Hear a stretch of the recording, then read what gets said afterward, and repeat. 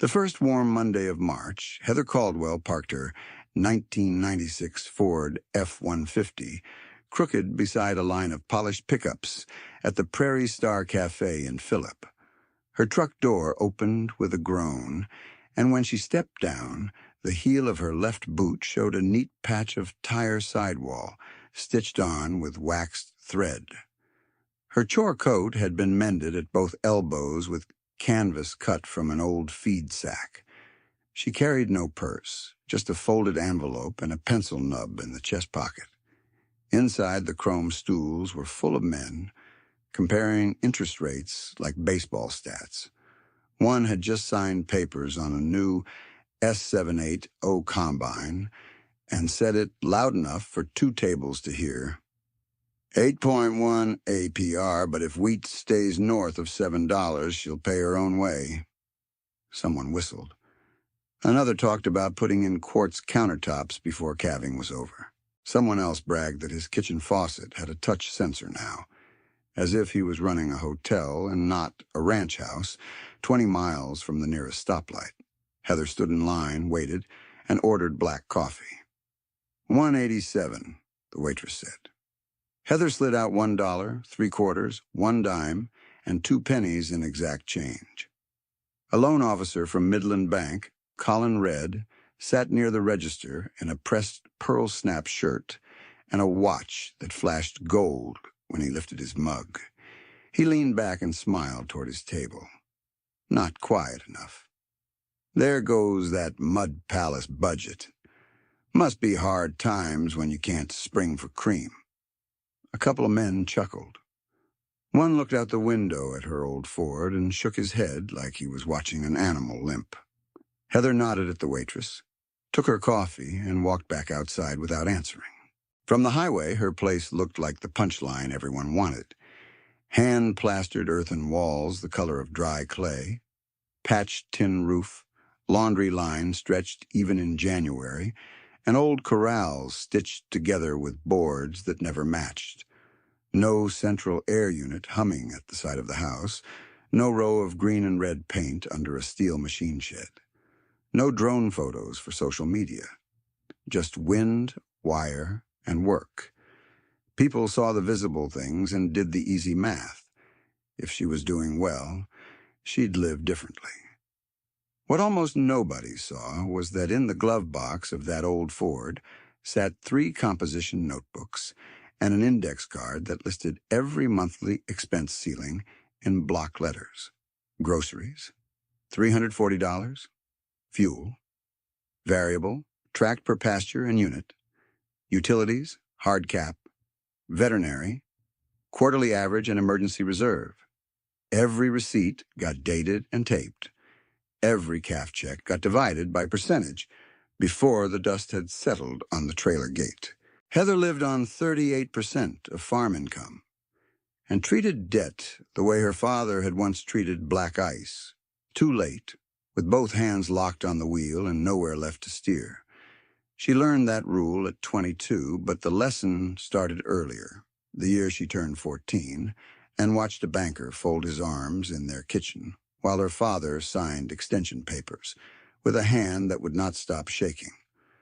The Caldwell place then was east of Murdo, better grass than what Heather owned now, and mortgaged so far into next year that even good rain couldn't reach it.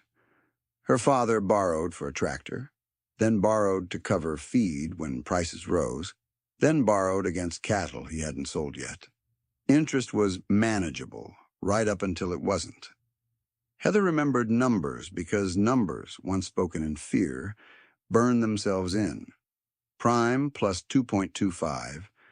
Variable note, 10.5 on one line, 11.75 on another. Payment due dates circled in red on a calendar by the fridge where there was never enough milk. When the auction came, men stood with donuts and paper cups and bought apart her childhood in lots. Her grandmother, Etta Lawson, didn't cry in public. She waited until the stock trailers pulled out, then took Heather to the porch and said, "Land doesn't betray people. Terms do." Etta had kept her own books in pencil for 50 years and never called it philosophy. She called it breathing. You can borrow breath for a second, maybe two, but after that you better be using your own lungs. When Heather finished high school and floated for a year between waitressing shifts and hired ranch work, Etta handed her a check for $12,400 and said, "I can give this once. If you make it look like more than it is, you'll lose it. If you make it work, it'll turn into what people call luck." Heather took the money to a spring sale and bought 7 bred heifers cash, average $1,480 a head. She brought them home on a borrowed trailer, fixed fence by headlamp, and slept through alarms because she'd been up twice a night checking first calf heifers in sleet. She sold 6 calves that fall, kept 1 heifer back, and after feed and vet bills, she had just under $3,100 left as profit. She did not celebrate. She wrote down the figure on page 1 of a green notebook, and then wrote the next line: "No interest paid."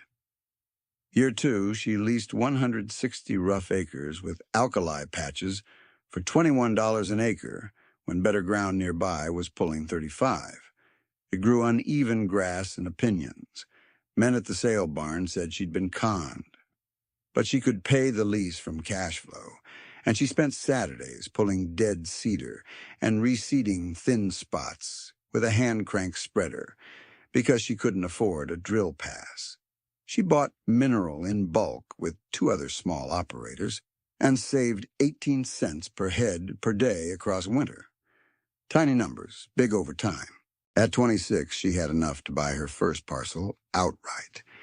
80 acres of wind-burned pasture no one wanted because the west corner flooded in wet years and cracked in dry years. Purchase price, $74,000. Closing costs, $1,931. She wrote the check with a hand steadier than her father's had ever been. No mortgage, no note, no monthly bill with someone else's calendar on it. From then on, her pattern looked slow to everyone except her notebooks. She bought when she could put down 100%, even if that meant waiting 2 or 3 years between parcels.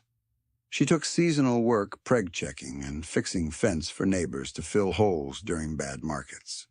She drove the same truck until it became a joke, then kept driving it. She never carried revolving credit card debt past statement close. She pre-planned replacement intervals for pumps, tires, and baler bearings so repairs felt boring instead of catastrophic. When grain checks came in strong years, she split them by rule, not mood. 40% operating and reserves, 30% land fund, 15% taxes and insurance escrow, 10% equipment sinking fund, 5% bad luck because bad luck kept a regular schedule in ranch country. By 40, she had turned the original heifer gamble into a system as plain as fence posts: produce, save, buy, repeat. She watched neighbors extract equity from rising land values for additions, pickups, and machinery upgrades they called necessary because everyone else had them. Maybe some were necessary. But she could see the service line underneath, the annual debt payments eating the best years and punishing the bad ones. She didn't preach. She just kept count. The count was not glamorous. Over 20 years, comparable operators in her area paid around $70,000 a year in debt service between operating notes, machinery loans, and real estate payments. Heather estimated that by refusing revolving interest and delaying major finance purchases, she had avoided about $611,000 in interest costs alone. She checked that estimate twice because the number looked rude, like bragging, even in private. Then she underlined it and put the notebook away. By the spring, the county started buzzing about bonds and reassessment. Heather owned 1,280 acres in pieces most people had once dismissed: alkali streaks, old pasture, awkward corners cut by section lines. She ran cattle, put up her own hay when weather allowed, and still mended things that richer people replaced. If a gate chain snapped, she made another from salvaged links. If baling wire kinked, she straightened it against the hitch and used it again. Her fingers carried half-moons of old cuts. Her knuckles stayed dry and split from lye soap and cold wind, and she could estimate pasture carrying capacity, faster than most men could unlock their phone calculators. In late March, she attended the consignor auction outside Midland to buy 2 items, a used rake and a stock tank with no seam rust. She arrived with a folded bid sheet and a hard ceiling written beside each lot number. Rake, cap $3,900. Tank, cap $620. A dealer rep in clean jeans and a branded jacket found her by the concession trailer and pointed toward a new tractor parked for display by the gate. Price placard, $312,000. You'd cut your fuel by 20% and gain real horsepower, he said. 7-year note. We can make the payment pencil out. Heather asked, at what rate? Depends, around 8.4 with current programs. She nodded once. My 1998 still starts. He laughed like she had told a joke and moved on to someone in a fresh ball cap. At the ring, bidding jumped fast on the rake. Heather stopped at $3,850 when a young rancher, with borrowed confidence, pushed to $4,400. She let him have it. 10 lots later, an older model with cosmetic rust but tight gears came through. She bought it for $2,100 and spent $186 on teeth and a bearing kit the next week. The stock tank she got for $540. She loaded both herself and drove home under a sky the color of galvanized steel. That was how her discipline looked in real life. Less dramatic than courage, more repetitive than talent. Then March ended with a stack of bad headlines turned personal. Jackson County approved the school and road bond. Rural property taxes went up 27% in 1 year. Notices arrived by mail with payment due by tax day. In the same week, dry winter conditions tipped into federal drought designation.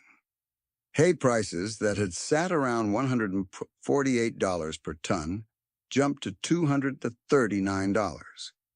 2 local lenders lifted operating note rates from 6.75% to 9.25%.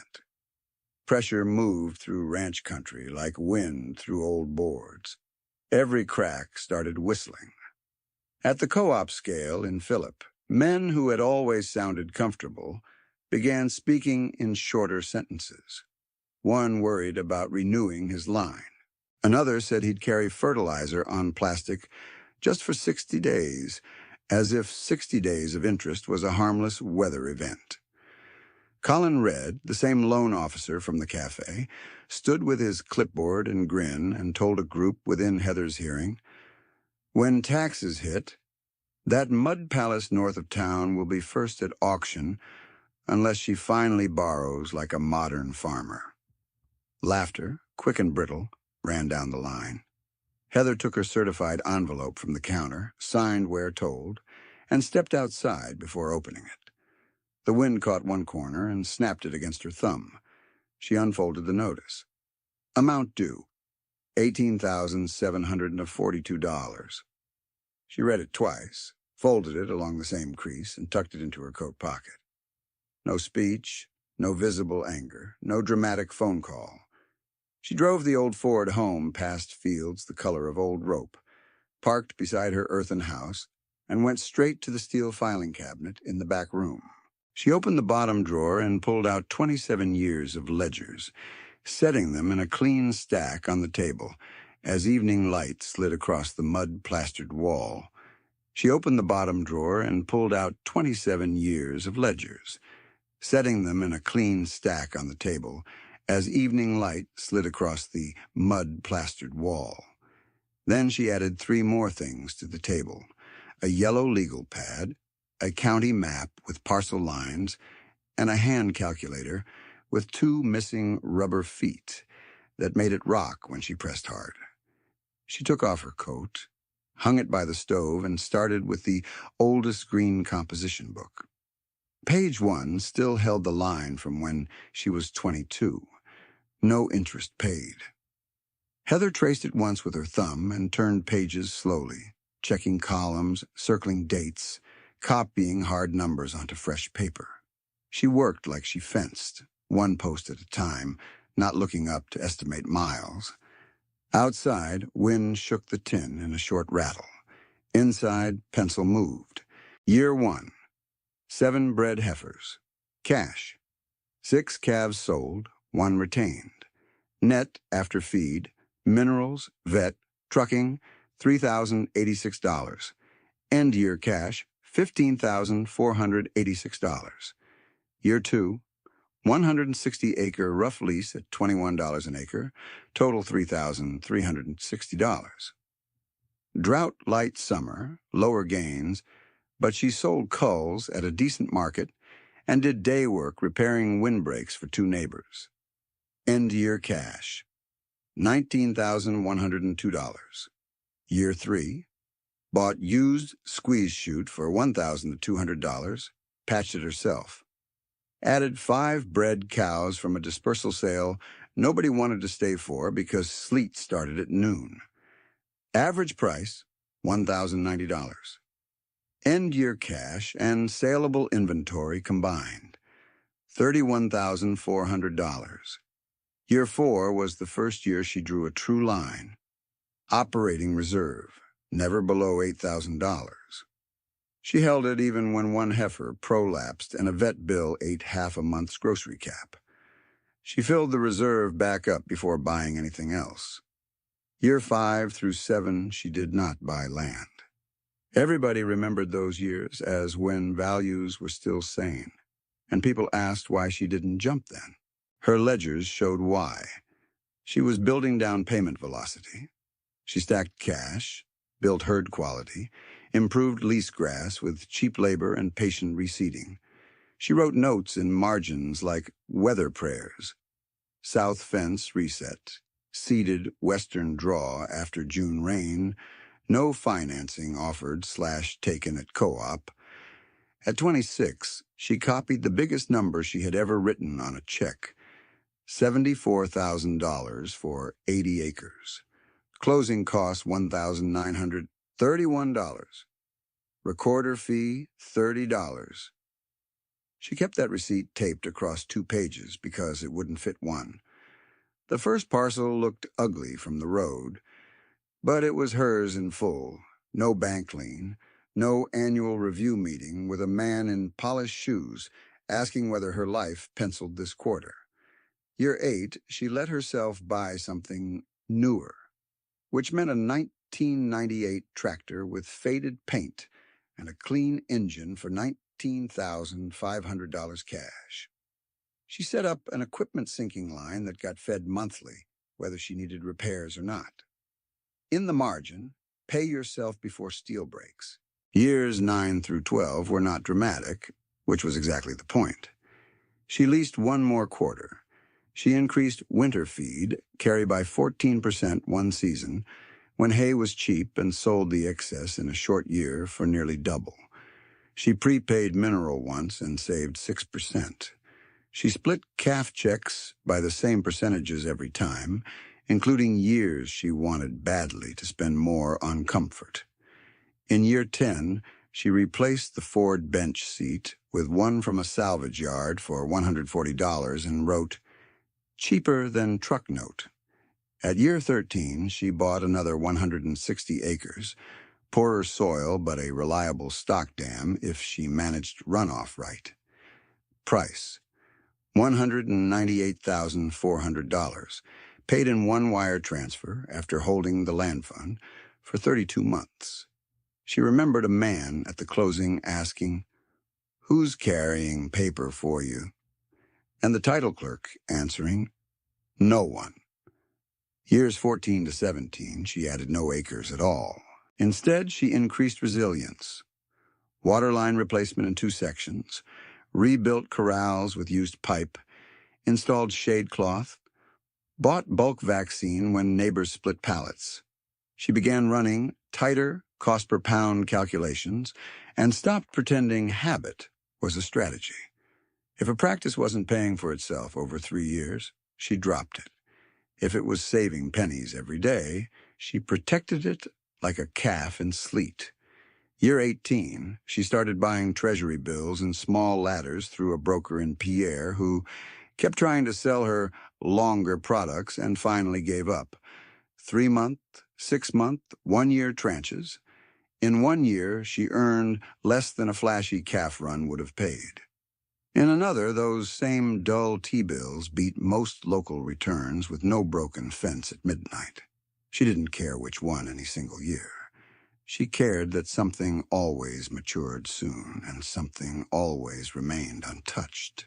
Year 19, 320 acres came available from a retiring widow whose sons had moved to Sioux Falls.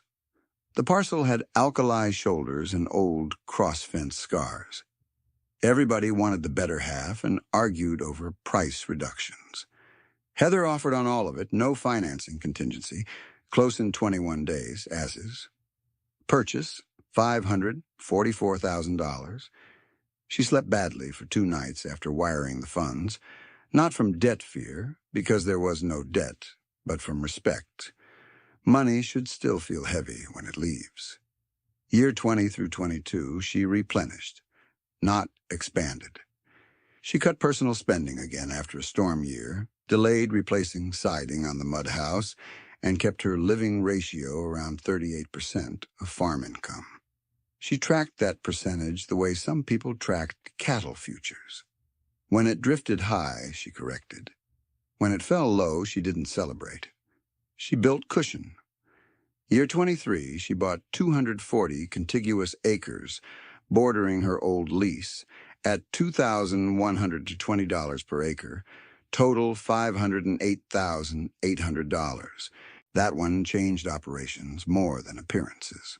Fewer trailer miles, cleaner rotations, lower stress on both fuel and body.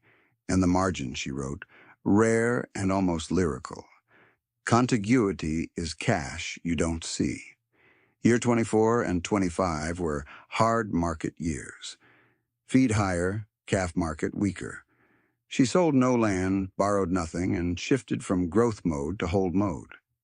T-bills matured at better yields then, 4.8, 5.0, 5.2, depending on term. And she rolled only what she didn't need for operations. She prepaid diesel once when discount terms beat, projected inflation, and laughed, alone in the kitchen, at how weird her victories had become. Year 26, she bought the final 480 acres in 2 transactions, one private, one estate sale. Total outlay across both, $1,094,000. It drained the land fund to near baseline and left everyone certain she had finally overreached because they could see acreage records but not liquidity. She had timed maturities months before signing. No note followed. By year 27, the present line in the newest black notebook, the numbers were plain. 1,280 acres owned free and clear. Paid off equipment and livestock carrying real value, not brochure value. Cash and short-term treasuries substantial enough to absorb a bad year without panic selling. Liabilities, 0. She ran the calculator anyway, checking herself like a pilot checks instruments in clear weather. Then she turned to another legal pad and wrote the number she never said aloud at coffee counters.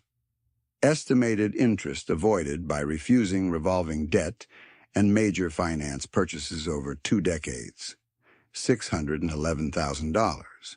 She underlined it once, not as bragging as warning. That was how much weather she had bought herself in advance. The house was dark by the time she stood up. She lit one lamp and carried the top 5 ledgers to the shelf by her bed. The rest stayed on the table, fanned like shingles. At dawn, she fed, checked tanks, and drove to the co-op for mineral and twine. The lot was fuller than usual for a weekday morning, and conversations had moved from brand arguments to arithmetic. Nobody said new pickup anymore. They said renewal date. She loaded 2 pallets while 40 feet away, Wes Krogman and his wife Donna stood near the office door with Colin Red. Wes had expanded fast the last 6 years, leased additional acres, built a machine shed, upgraded nearly every major piece in one run when commodity prices were kind. He had worked hard for it. No one who knew him denied that. But hard work and loan structure were different species. When Colin stepped away to take a call, Dana stayed still with a folder tight to her chest. Heather caught only fragments as she passed with paperwork. Line went from 675 to 925. Payment now 94 a year, not 71. We can't carry taxes and feed both if hay stays above 200. Dana noticed Heather, gave a tired half-smile, and said, "Morning." "Morning," Heather said back, meaning more than the word held. Across town, Eli Becker had his new planter, parked outside the diner like a trophy he'd started to resent. He had bought it on a 7-year note with seasonal payments tied to expected yield bands, smart on paper in normal weather, but normal weather had quit showing up on schedule.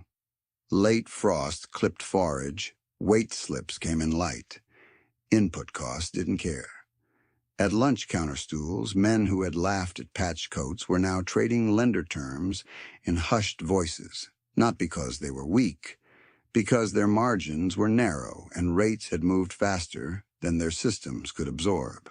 A 1.5-point increase on a big operating note wasn't a nuisance. It was a hired hand's wages, a daughter's braces, next month's fertilizer, all relabeled finance charge. Heather listened more than she spoke. She knew these men.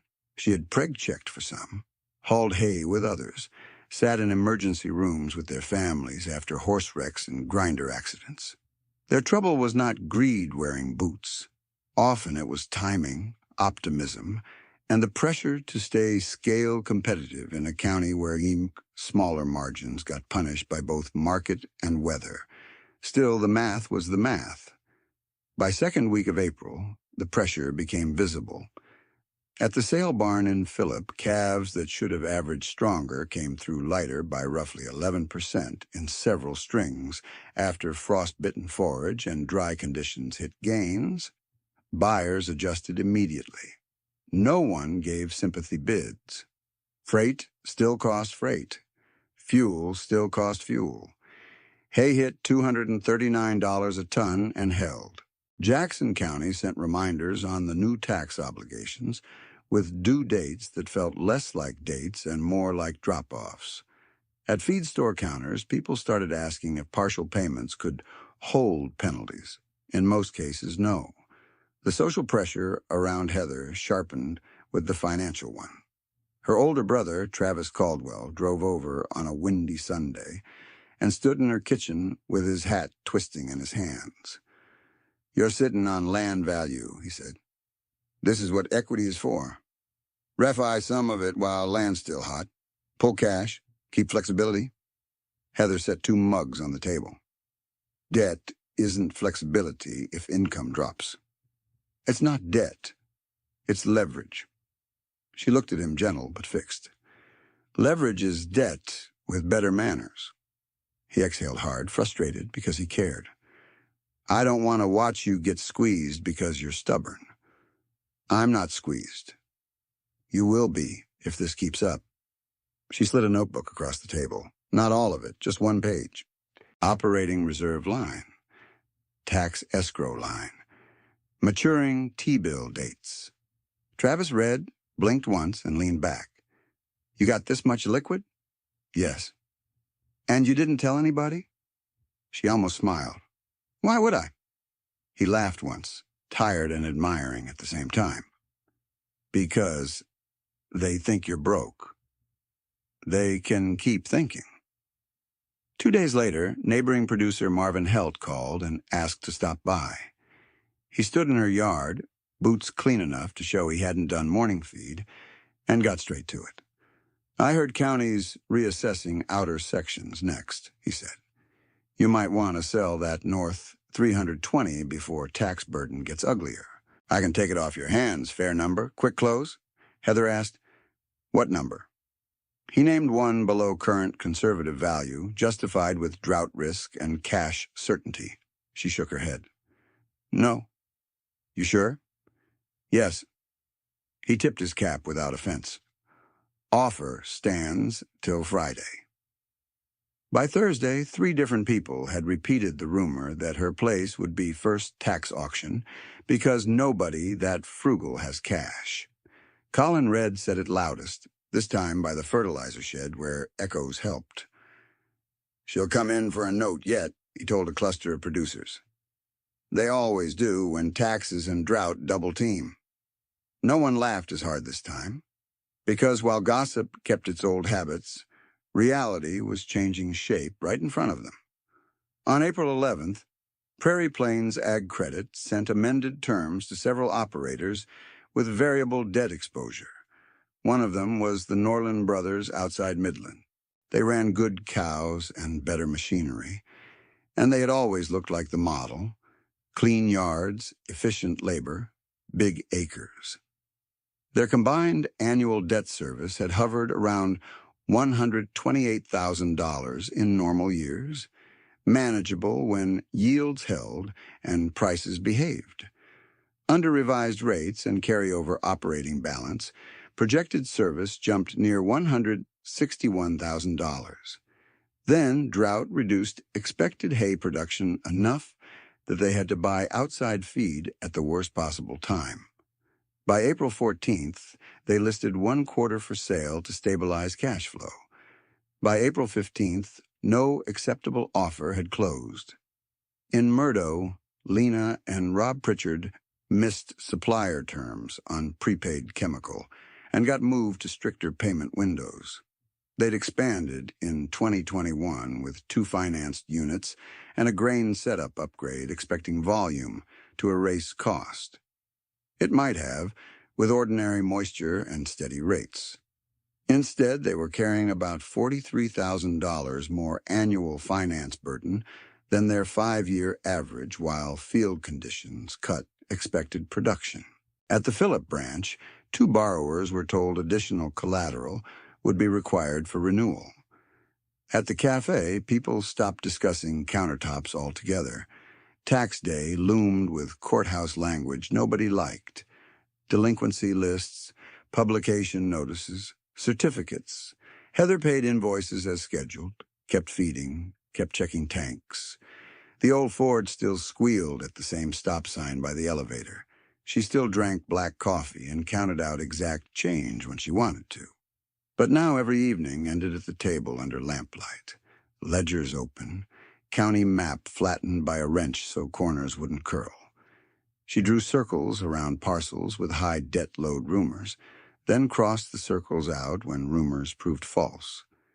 She added a second list titled Confirmed Risk, only from documents and direct conversations. She noted redemption timelines from state statute. She wrote interest caps.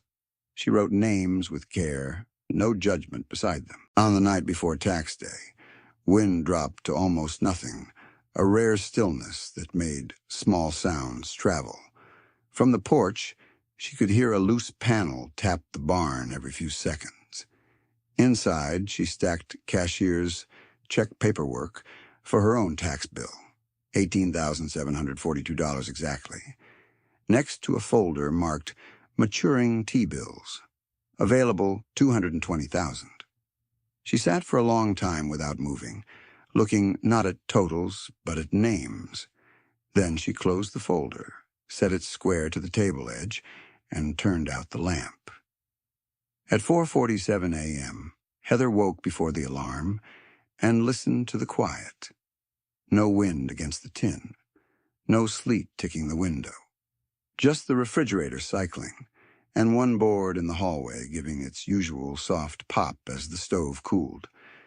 Tax day. She dressed, fed in the dark, checked 2 tanks by flashlight, then came back to the house and put on her cleaner work shirt, the one without weld burn on the cuff. On the table, she laid out 3 folders in order: county tax payment, asset verification, and treasury maturities. She drank coffee standing up, no sugar, no cream, then drove to town with First Light, flattening the prairie into gray-gold bands. By 7:30, the township hall in Phillip was already half full. The meeting had been called in a hurry because reassessment rumors had outrun facts. People were angry before anyone reached the microphone, angry at percentages, angry at notices, angry that numbers could move faster than grass grew.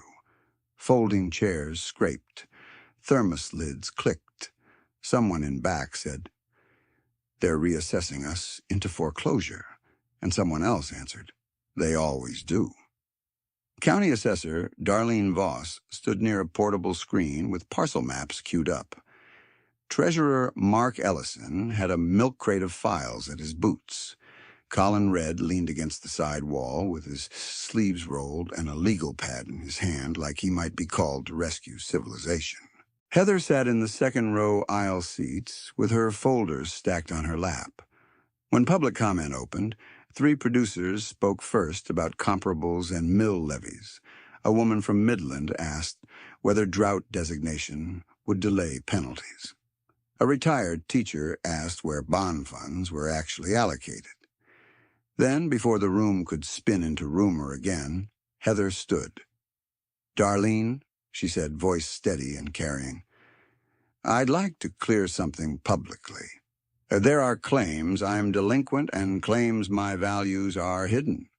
I consent to verification in this room." That got attention in a way shouting hadn't. Heads turned. Colin stopped writing. Assessor Voss blinked once, then nodded. "If you consent on record, we can verify ownership, tax status, and assessed categories from county files." "I do." Heather walked to the front, set her folder on the table, and slid over copies. Deed abstracts, livestock inventory summary, equipment list with depreciation notes, brokerage statement, cash account balances, and a 1-page balance sheet she'd typed at the library because handwritten would look like an argument. Voss put on reading glasses. Ellison pulled his crate closer. They worked through line items while the room waited. "Owned acreage," Voss read, tapping parcel IDs on the projected map. 1,280 acres, free and clear, no recorded liens. Ellison checked tax status. Current. No delinquencies. Prior year's current. Voss moved to valuation. Conservative market estimate at $2,350 per acre average. That's $3,008,000 in land value. A cough in the back. Then nothing.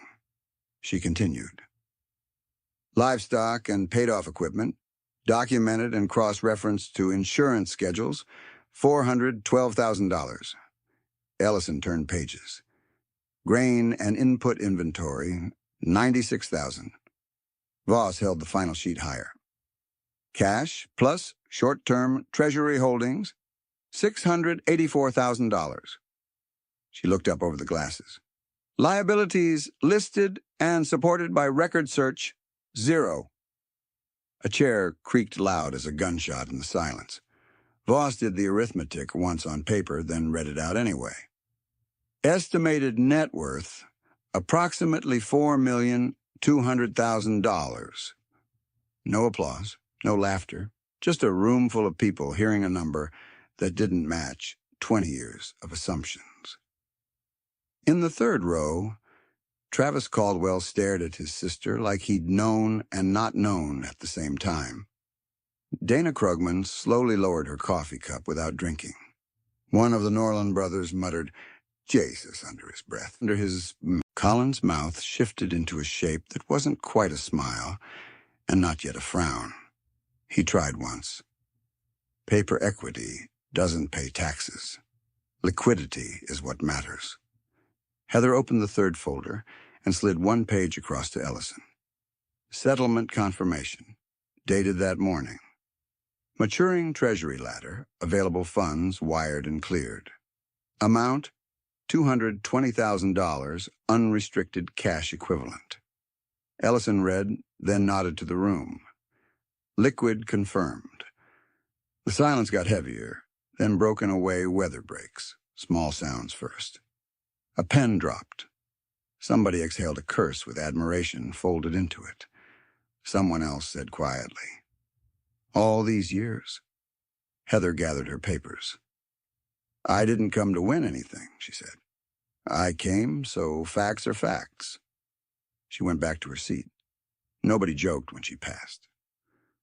By 9:15, the courthouse hallway looked like sale day and funeral day at once. Boots lined the baseboards.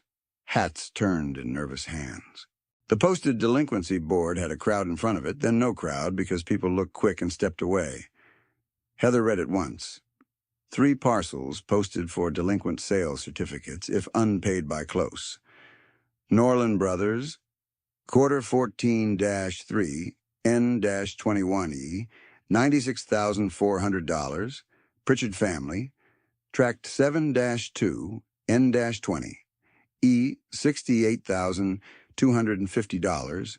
Krogman Holdings, south 80 of 22-3, north-21, east, $55,350. Total exposed, $220,000. She folded the list and put it in her left pocket.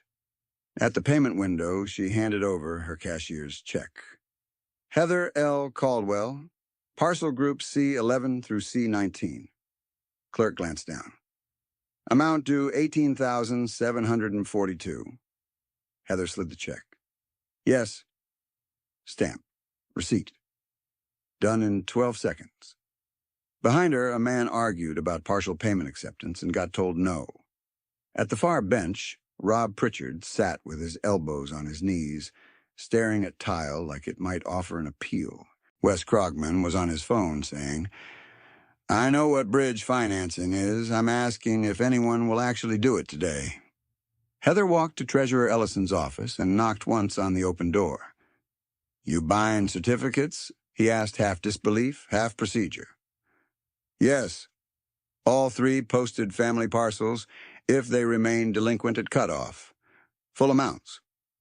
He removed his glasses and rubbed the bridge of his nose. "You understand, that gives you statutory rights, interest, eventual deed path, all of it." "I understand. Process them." By 4:02 p.m., after final call and no cure payments, the certificates were issued. Heather funded the full $220,000 from the matured Treasury wire. Ellison printed 3 packets, each thick with law and consequence. He handed them over carefully, like they were both documents and live ammunition. She didn't leave. "Mark," she said, "I need conference room B for 30 minutes, maybe 45. He studied her face, then nodded. "Take it." She called 3 numbers. First, Dana Krogman. "Can you and Wes come upstairs now?" Then Rob and Lena Pritchard. "Both of you, if you can." Then Eric Norland. "Bring your brother." No one asked why for long. Word had already spread from hall to parking lot to text chains. Conference room B smelled like copy toner and old carpet glue. Heather sat at one end of the table with attorney Marlene Pike from Murdo on speakerphone, documents open, yellow tabs marking signature lines. The families came in one by one and stopped when they saw the certificate folders. Rob Pritchard spoke first, voice flat with dread. "If this is a notice meeting, just hand it to us straight." "It's not that," Heather said. "Sit down." They sat, stiff-backed. She pushed each folder to the corresponding family. "I purchased your delinquent tax certificates today," she said, "which means legally I hold those claims. I am not taking your land. Or I'm offering private redemption agreements that replace the statutory schedule with a 5-year plan." No one moved. Marlene's voice came through the speaker, crisp and practical. "I've drafted 3 substantially identical agreements, terms, Principal equal to certificate amount. Interest 2% simple, non-compounding, charged on declining balance. Equal annual principal installments over 5 years. No balloon payment, no prepayment penalty. If you pay early, interest stops at date of payoff. Eric Norland leaned forward like he hadn't heard right. 2%? Yes, Heather said. Dana Krogman looked from the paper to Heather. Market is over 9. I know. Wes shook his head slowly. Why? Heather answered without pause. Because your kids should inherit acreage, not stories about how fees took it. The room went quiet enough to hear the courthouse heater kick on. Marlene continued, lawyer steady. For clarity, annual schedules are attached. Schedules are Norland principal, $96,400. Annual principal, $19,280. First-year interest, $1,928. First payment, $21,208 due next April 15th. Pritchard principal, $68,250. First payment, $15,015. Krogman principal, $55,350. First payment, $12,177. She paused. Default terms are lenient by commercial standards, but not optional. Missed payments trigger cure window, then mediation before any enforcement. Ms. Caldwell has expressly waived deed action during good faith compliance. Rob put both palms on the table and stared at the numbers. Lena started crying quietly. Not dramatic, just exhausted relief leaking out where fear had been packed too tight. Eric Norland swallowed hard. At statutory rate, we were done. At bank rate, maybe still done. At this, we might have a chance. Heather nodded once. That's the point. Wes signed first, fast, like if he delayed, the offer might disappear. Dana signed next, hand shaking on the last letter of her name. The Pritchards read every line, then signed together. Norland Brothers asked 2 questions about early payoff and collateral filings, got clear answers, and signed.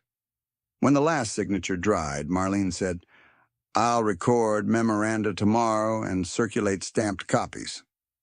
Heather closed the folders and stood. Keep your taxes current going forward. Call early if you hit trouble, not after due dates. Pride is expensive. No speeches followed. No hugs for the sake of scene. Just handshakes, wet-eyed thanks, and people leaving with papers that meant land still had their name attached. In the hallway, Colin Red stood near the vending machine, watching the families come out with red eyes and straight shoulders. He looked at Heather like he wanted an angle and couldn't find one. You just underpriced risk by a mile, he said. Heather adjusted her coat cuff. Or priced community correctly. That night, back at the mud house, she sat down with the same rocking calculator and did what she always did after any big decision. Checked the math cold. Principal deployed $220,000, sourced from Treasury maturities, not operating cash. Alternative use foregone. Roll into new 6-month bills around 5%. Projected annual return if untouched. About $11,000 before tax. Actual agreement return profile. 2% simple on declining balances with equal principal over 5 years. Total expected interest across all 3 agreements, $13,200 over full term. She wrote that number, then wrote the opportunity cost difference versus T-bills in the margin. She did not hide it from herself. Generosity that ignores arithmetic turns into fragility. She wanted neither martyrdom nor hero stories. She wanted durability. Then she ran the family's side of the equation. At local renewal rates near 9.25%, if each family had refinanced equivalent balances over 5 years, total combined interest burden would have landed around the low $60,000 depending on structure and fees, with tighter collateral covenants and default acceleration clauses. Under her agreements, projected combined interest was $13,200. Expected direct interest savings to those households, roughly $49,000. Then she added avoided secondary costs they would likely never list in public. Emergency asset sales at bad timing, auction discounts on productive equipment, legal fees from forced proceedings, production losses from land fragmentation, stress-driven decisions that compound for a decade. She left those unnumbered because precision there pretends too much. But she drew a bracket and wrote one line. Largest savings not on statement. On a second page, she tracked her own resilience after the deployment. Cash still on hand, post-tax and certificate purchase. Operating reserve intact above minimum line. Feed exposure scenarios if hay rose above $239 and stayed there. Worst-case drought, carry with no borrowing for 12 months. Threshold where she would pause all discretionary capital expenditures. Every line ended with the same answer, stable. Last, she opened the oldest green ledger to page 1 and looked again at the sentence from 27 years earlier. No interest paid. She didn't cross it out. She didn't need to. Today had proved the deeper version of it. If you spend decades refusing to owe the future, one day you can lend part of your future to somebody else without losing your own. Outside, wind returned and brushed the roof in long, soft passes. Heather closed the notebook, clicked off the lamp, and let the dark settle over a house everybody used to laugh at. The next Saturday, the Prairie Star Cafe filled before sunrise. Same chrome stools, same chipped sugar caddies, same men in work caps warming hands around coffee they forgot to drink. The difference was volume. Nobody laughed when Heather came in. Mabel, the waitress with silver hair pinned under a red scarf, poured Heather's cup before she asked, "Black?" Heather nodded. "Thanks." Mabel set it down and pushed a blueberry muffin across the counter. "On the house." Heather slid $2 toward her anyway. "Not on the house." At the far end, Wes Krogman stood up when she sat. He took off his cap and held it against his chest. Not theatrical, just plain. "I said things last month I shouldn't have," he said. "About your place. About how you run. I was wrong." Dana stood beside him with her folder tucked under one arm, eyes red-rimmed but clear. "We were sure we were done on that South 80. You bought us time." Heather stirred nothing into her coffee. "I bought you terms. You still have to do the work." Rob and Lena Pritchard came in behind them, followed by Eric Norland and his brother Levi, boots still dusty from loading out early calves. They did not crowd her. They formed a loose half-circle by the stools, each waiting their turn, each carrying the same strange expression, a mix of gratitude and embarrassment that comes when somebody helps you without making you kneel for it. Eric cleared his throat. "Levi and I met last night. We're mothballing the second grain cart and selling one pickup before branding. That'll cover first 2 principal installments if we're careful." "Good," Heather said. Levi added, "And we're splitting hired labor ourselves this season. No new debt." "Better." Lena looked at Heather. "Would you—" She stopped, started again. "Would you be willing to look at our books? Not all the time. Just once. Tell us where we're bleeding." Heather took a slow sip of coffee. "Thursday night. Bring every note, every invoice, every habit you call normal." Rob gave a short laugh that sounded like relief. "We'll bring the ugly binder." "Bring the pretty one, too," Heather said. "Pretty usually hides expensive." Thursday night, the mud house glowed like a lantern on the dark pasture. Pickups lined both sides of the lane. Krogman's white crew cab, Pritchard's two-tone Chevy, Norland's dented Dodge, Eli Becker's still shiny truck parked carefully away from the manure spreader. Travis Caldwell came in last with a legal pad and 3 sharpened pencils like a schoolboy afraid to look unprepared. Heather had set folding tables from the machine shed in her kitchen and living room. The plaster walls held heat from the stove. A whiteboard leaned against the bookshelf, headings written in block letters. Break-even / debt service / reserve floor / tax escrow. No one talked much at first. Paper rustled. Calculators clicked. Somebody's belt buckle hit a chair back every time he shifted. Heather wrote one number on the board, $400,000. Then beneath it, 1.5% rate difference across 7 years equals $60,000 plus. She turned to the room. That's not theory. That's money you can't feed calves with because it already belongs to interest. Eli Becker lifted a hand. What if you already sign? Then you renegotiate before pride kills you, she said. Or you sell the thing that drains you fastest and buy ugly that's paid for. Eli stared at his boots, then nodded once. By 9, they had 3 columns on each table. Must pay, can delay, stop doing. Dana Krugman circled subscription software they barely used. Rob crossed out 2 convenience contracts with delivery fees that had seemed small at signing and huge in drought. Levi Norland found duplicate insurance riders on equipment already retired and laughed in disbelief. At 10:30, Heather passed around mugs of reheated coffee and a plate of stale oatmeal cookies. Travis looked up from his sheet. I spent 20 years calling this lifestyle stingy.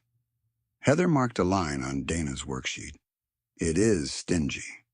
He smiled despite himself. With waste, she added. By harvest, people were saying her name differently, not softer, clearer. At the co-op scale, men who once joked about her laundry line now asked, Heather, what are you carrying for reserve months? Like they were asking rainfall totals. The old hierarchy, who had the newest paint, biggest note, loudest lender, had cracked under one season of hard numbers. The first early redemption came from the Pritchards. It happened on a bright October morning with sunflowers stacked to the horizon and dust hanging low over Main Street. Rob and Lena walked into Treasurer Ellison's office in clean shirts that still smelled faintly like diesel and seed treatment. Lena held a cashier's check in both hands. Ellison looked over his glasses. You're early. Rob grinned, tired and proud. We sold the side-by-side and 1 grain trailer. Lena took extra shifts at the clinic. Sunflower contract came in better than expected. We're done. Heather was already there, paying a recording fee on a fence line correction. She stepped aside as Ellison processed the payoff. Principal remaining, $54,600. Accrued simple interest to date, $1,546. Total, paid in full. Stamp, receipt. Release, queued for filing. Lena turned to Heather with tears already spilling. You saved us from making a panic sale in April. If we'd sold that tract then, we'd never have gotten back in. Heather shook her head. You saved yourselves. You did the hard part. Rob held out his hand. She shook it, and he didn't let go for a second longer than usual. We're putting the old grain trailer pad into an emergency haylot if somebody gets pinched this winter. We'll share space. Good, Heather said. Put it in writing so memory doesn't get generous later. They both laughed, and for the first time in months, it sounded like ordinary laughter. The second early redemption came from the Krogmans, before second planting the following spring. Wes and Dana arrived at Courthouse Conference Room B with their 2 kids in tow, because they had no sitter, and because, Dana said, they should see this part. Their daughter sat swinging her boots under the chair while their son traced the county seal on a brochure with one finger. Dana laid out a folder so organized it could have taught a class. Monthly P&Ls, cattle sale receipts, machinery liquidation statement, and a typed note at the top that read, "No new notes since tax day." "We sold the big baler," Wes said. "Rented custom on first cutting instead of owning headache year-round. Not as pretty. More profitable." Dana slid over a final payment check. "And we started direct-to-locker beef through Cousins in Rapid. Margins are narrow but real." Ellison ran the figures. Remaining principal, $33,210. Interest due, $488. Paid and closed. Dana exhaled so hard the kids looked up. Then she reached across and squeezed Heather's wrist. "When everybody else wanted us to refinance at 9+ and pray, you gave us space to think." Heather nodded toward the children. "Teach them this part. Not the rescue, the discipline before the rescue." Dana's daughter asked, "Mom, what's discipline?" Wes smiled at Heather first, then at his girl. "Doing the right math even when nobody claps." The Norland brothers did not redeem early. They didn't need to. They made every payment on schedule for 5 years, sometimes by comfortable margin, sometimes by 5 days in a held breath. They sold 1/4 of machinery, not 1/4 of land. They cut custom work that looked busy but lost money. They stopped carrying convenience debt at the feed store and started carrying notebooks. On the April 15th, Eric and Levi came in wearing the same jackets they'd worn the first day in Conference Room B, cuffs more frayed, shoulders broader. Eric laid down the final check and said, "Foreclosure packet never got printed." Levi added, "Neither did auction flyers." Ellison processed the last line item and handed them the stamped release. Heather, standing by the window with her own tax receipt, offered each brother her hand. Eric ignored it and pulled her into a quick, one-armed hug anyway. "You gave us a runway. You built Lyft," she said.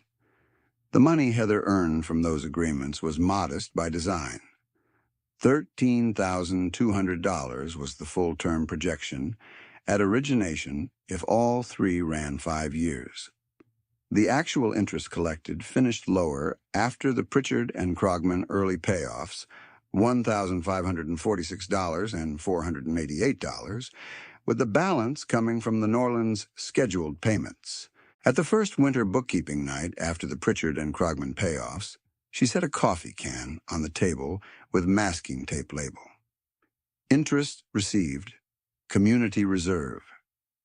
She read out the opening amount and wrote every transaction on the board where anyone could challenge her arithmetic. "Half goes to an emergency hay fund," she said. "Half to shared equipment repair pool. No grants, no speeches. You apply with numbers, not stories." Marvin helped. The same neighbor who had tried to buy her North 320 at a discount sat in the back with his cap in his hands. He raised it halfway. "You take in applications tonight?" Heather looked at him. "What for?" "Baler gearbox cracked. I can cover labor, short on parts." "Bring estimate. Bring last 12 months cash flow. We'll decide as a group." He did. The group approved a partial no-interest draw from the repair pool, repayable in hay bales at market value. Marvin paid it back before calving and showed up 2 Saturdays later helping weld on the Norland chute, no one asking him to. That was the multiplier no ledger ever fully captured. Once people had 1 season of breathing room, they stopped performing success and started practicing solvency. Colin Red's turn came in late summer. The Midland branch lobby was nearly empty when he called Heather and asked if she would stop by for a quick product discussion. She almost declined. then went anyway, boots dusty, coat patched, same as always. Colin closed his office door and stayed standing, as if sitting would concede ground. "I owe you an apology," he said finally. "I made assumptions, publicly." Heather waited. "I also pushed variable structures on clients who wanted fixed certainty," he added, voice tight. "Branch targets rewarded volume, not durability. That's not an excuse." "No," she said. He swallowed. "Corporate moved me out of ag portfolio management, effective next quarter." "To where?" "Internal compliance, Sioux Falls desk." She nodded once. "You'll still be around numbers then." He gave a humorless smile. "Without the truck ads." At the door, he stopped her. "For what it's worth, your county now cites your agreements in risk meetings. They call it Caldwell terms, when they mean low-rate, no-balloon retention structures." Heather opened the door. "If they use the name, tell them to use the rest too. No help without bookkeeping?" He almost laughed. "You don't miss." Outside in the parking lot, Colin watched her climb into the old Ford and drive away in a truck that had outlasted his title. The machinery dealer rep in the branded jacket met a different ending. 2 years of rising defaults and shrinking financed orders cut his territory in half. He took a salaried parts job in Pierre, steadier and quieter. The last time he saw Heather at an auction, he tapped the brim of his cap and said, "Your 1998 still starts?" Heather said, "Every morning." He grinned. "Figured." Years later, the roll call in Jackson County sounded like this. Darlene Voss retired from the assessor's office and taught 2 nights a semester at the community college in Fort Pierre on reading valuation notices without panic. Her first lecture slide was plain black text. "Know your numbers before your numbers are known for you." Mark Ellison kept the treasurer's chair and added a voluntary tax prep clinic each February. He invited Heather every year. She came if Calving allowed. He still told new clerks, "When someone brings exact figures in fewer words, listen." Marlene Pike stayed in Murdo and built a niche drafting family land retention agreements that banks had once laughed at and now copied. She kept the original Caldwell templates in a red binder with coffee stains on the edge and billed less for ranch clients who brought clean books. Travis Caldwell sold 2 finance toys, paid down his operating line, and started what he called the Don't Be Stupid Reserve after attending his sister's classes for 1 full winter. He still teased Heather about her coffee habits, and she still teased him about his old idea that leverage had better manners. Marvin Helt never got that north 320. He did, however, become the most reliable volunteer in the repair pool, showing up with weld rods, bad jokes, and a willingness to crawl under whatever was broken. Eli Becker sold the showpiece planner, bought a used unit with straight row cleaners and no payment book, and told anybody who asked that it was the most profitable humiliation I ever purchased. He married a school librarian from Midland, and together they kept their household spending cap taped inside a pantry door. Rob and Lena Pritchard kept their tract, expanded their emergency hay lot, and hosted 2 teenage cousins each summer to teach them both cattle work and invoice sorting. Lena's crying in courthouse hallways became a county story told with tenderness, not shame. Wes and Dana Krogman paid off faster than anyone predicted, kept 1 old tractor nobody would photograph, and put both kids through ag business programs without private student loans. Their daughter, the one who asked what discipline meant, wrote her senior FFA speech on declining balance interest. Eric and Levi Norland never missed another tax deadline. They still ran hard years and soft years, but never again with land deed hanging over a single season's weather. At branding, they joked that the best fence in the county was a line item called Reserve. And Heather Caldwell. She stayed in the mud house. She replastered the south wall one summer with local clay and chopped straw, fixed the tin on the west roof edge, and replaced one kitchen window that had never closed right since 2009. She kept the laundry line year-round. She kept the 1996 Ford until the frame finally gave out, then bought another old truck in cash and transferred the same cracked thermos and glove box notebooks into it on the same day. The 1998 tractor still ran, smoke on cold starts, dependable after. Her paid-off squeeze chute still caught calves true if you lifted the gate an inch before sliding. Every January, when wind carved snow into hard ridges across section roads, headlights lined her lane for bookkeeping nights. Young operators came with laptops. Older ones came with envelopes and stubs. Heather accepted both. She taught break-even math with a grease pencil on plywood when the whiteboard marker dried out. She taught debt service ratios like first aid. Not glamorous, absolutely necessary. She made people calculate what a 1.5% rate difference cost on their own numbers, not someone else's example. She made them set tax escrow before ordering any steel with new paint.